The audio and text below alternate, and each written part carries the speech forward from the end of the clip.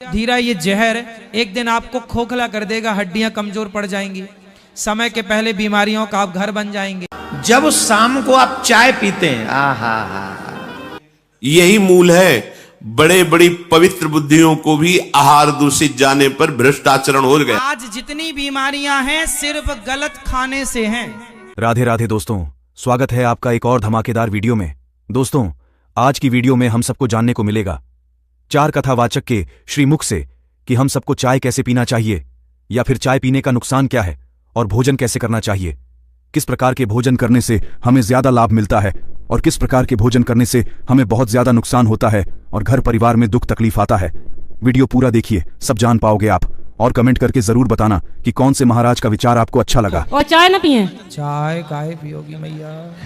चाय पीना सही है? नहीं जी, पूछ रहे गुरुदेव आपसे। चाय क्यों नहीं पीनी चाहिए बताओ? चाय पीने के नुकसान क्या है? हमें पता नहीं है इसलिए। देखो, चाय में पत्ती होती है, चाय पत्ती। चाय पत्ती एक प्रकार की औषधि है।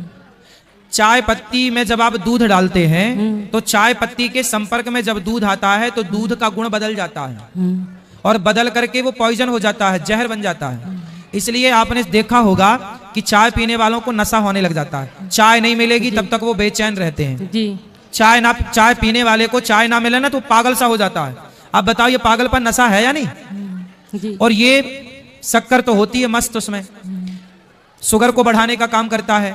और ये धीरा धीरा ये जहर एक दिन आपको खोखला कर देगा, हड्डियां कमजोर पड़ जाएंगी, समय के पहले बीमारियों का आप घर बन जाएंगे। जब शाम को आप चाय पीते हैं, आहा भोजन लेट कर देंगी पर चाय लेट नहीं करेंगे।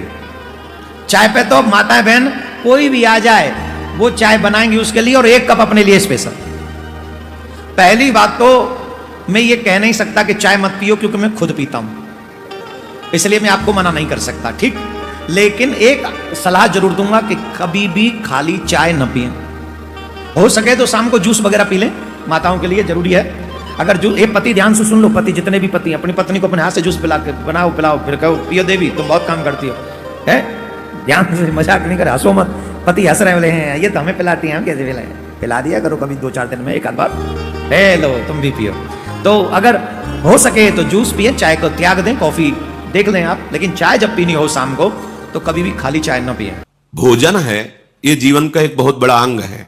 हमारे प्राणों का पोषण होता है, और सूक्ष्म बात, इससे हमारे मन का निर्माण होता है।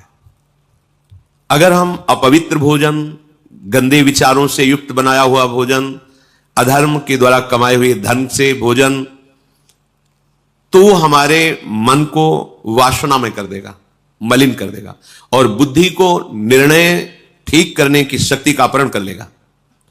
अगर हम इस पद्धति से भोजन पाते तो हमारी बुद्धि प्रकाशित होगी और मन ठीक हो जाएगा। वैसे भी ग्रामीण कहावत में भी जैसा खाए अन्न वैसा बने मन, इसका बहुत बड़ा प्रभाव पड़ता है। तो धर्म से कमाए हुए अन्न को जब हम रसोई में अमनिया करें तो उस समय विषय वार्ता, विषय चिंतन नहीं होना चाहिए। अंदर ही अंदर नाम जप करो, भगवत चिंतन करो और विचार करो कि प्रभु को भोग लगाना है, चाहे गृहस्थ हो चाहे विरक्त। किसी की तरफ देखो मत, अपने प्रसाद की तरफ देखो, सावधानी रखो, एक एक कवल में भगवत नाम जप, राधा राधा राधा। उससे क्या होगा, आगे कह रहे हैं, क्षमस तारणाय वही, अपने को तारने की और दूसरे को भी तारने की बुद्धि उसके अंदर प्रकट हो जाती है। हम लोगों की आज जो बुद्धि मलिन है ना, मनमानी आचरण करने का आदेश कर रही है, उसका कारण यही है।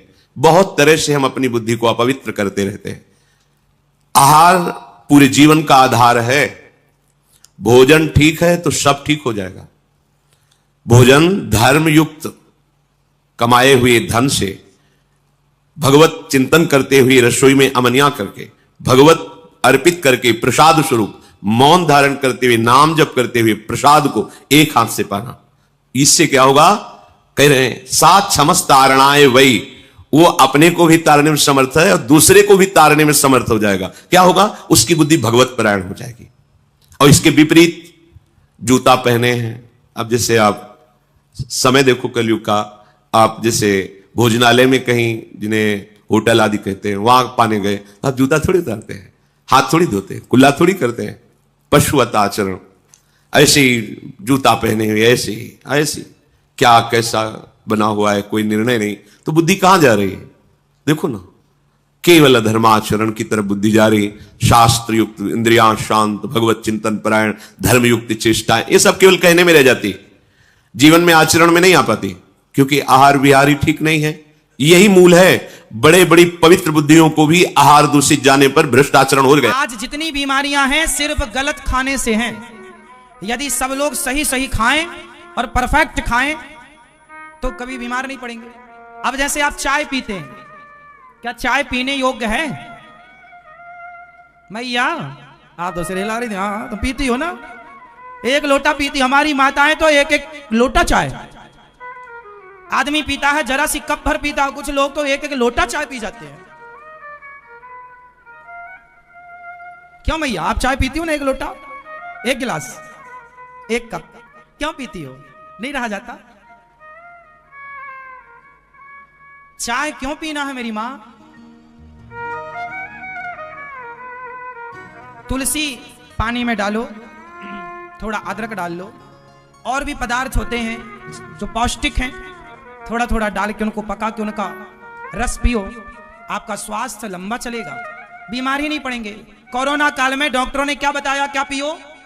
जोर से काढ़ा, इम्यूनिटी पावर को स्ट्रांग करने के लिए क्या है, लेकिन आप क्या पीते हैं? चाय। कोरोना चला गया, फिर आप चाय पे आ गए। मैंने कहा 4 तरह का भोजन बेकार होता है। पहले नंबर का भोजन, जिस भोजन की थाली को कोई लांग कर चले गया, वो नाली में पड़े हुए कीचड़ के बराबर होता है, ऐसा भोजन नहीं करना चाहिए जो कोई लांग कर चले गया। दूसरा भोजन, जिस भोजन की थाली में ठोकर लग जाए, वो भ्रष्टा के बराबर, गंदगी के बराबर होता है। जिसमें ठोकर लग गई और खा लिया, वो भ्रष्टा के बराबर है। तीसरे नंबर का भोजन, जिस भोजन की थाली में बाल पड़ा हो, केश पड़ा हो, वो दरिद्रता प्रदान करता है।